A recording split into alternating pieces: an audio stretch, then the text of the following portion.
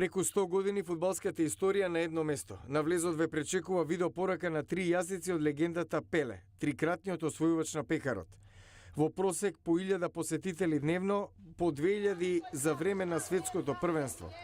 Ова интерактивна ризница на еуфоријата на најголемите победи и горчината на непреболените порази, раскажува директорката на музеот Даниела Алфонси.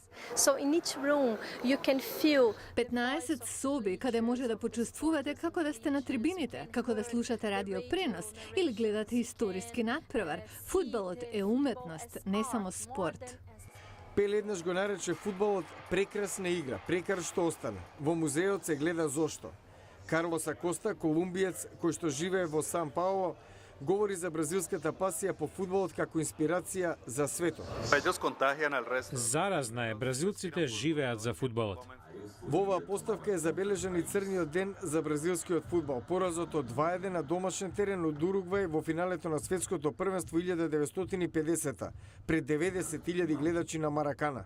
Но со рекордни 5 титули светски првак, бразилците имаат многу причини да се гордеат во салата на фудбалските херои. Видеоигрите во музеот пак се шанса да го испробате сопствениот надпреварувачки дух.